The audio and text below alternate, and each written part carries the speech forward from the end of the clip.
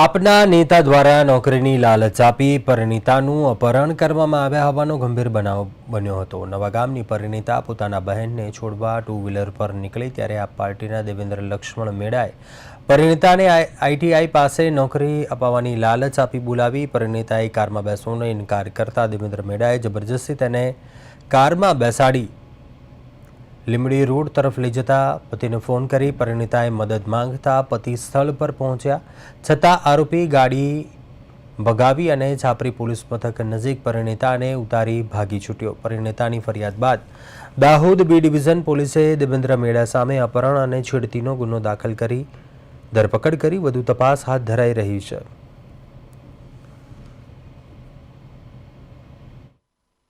જે ફરિયાદની અંદર એક ભોગ બનનાર મહિલા બહેન છે તેમને દાહોદમાં રાજકીય રીતે પ્રવૃત્ત એવા વ્યક્તિ દેવેન્દ્ર મેડા કે જેઓ રાજકીય રીતે પ્રવૃત્ત છે કે તેમના દ્વારા બેનને પોતે નોકરી અપાવશે એ પ્રકારની લાલચ આપી તેમનો સંપર્ક તેમને બોલાવવામાં આવ્યા હતા અને ત્યારબાદ તેઓને બળજબરીથી બહેનની મનાઈ હોવા છતાં પણ ગાડીમાં બેસાવી એમને ઉઠાવી લઈ જઈને ગાડી ભગાડી મૂકી હતી। આ દરમિયાન એમના પતિનો સંપર્ક થતા પતિ અને અન્ય લોકો દ્વારા ગાડીનો પીછો કર્યો હતો।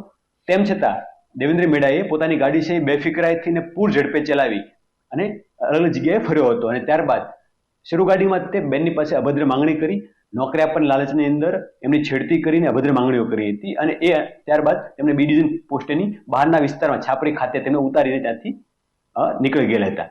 સર એવું થયું હતું કે મારી બેનનો મારા પર કોલ આવ્યો, મને એવું કીધું કે ભાઈ મને ગાડી પર બોલાવે છે એમ, તો મેં કીધું મને કહેજે તું એમ। તો બેનને ગાડીમાં આઈટીઆઈ પરથી બેસાડીને કોર્ટ બાજુ લઈ ગયો। કોર્ટ બાજુ લઈ જાય અને પછી હેલીપેડ બાજુ લઈને તો પછી મેં એમનો પીછો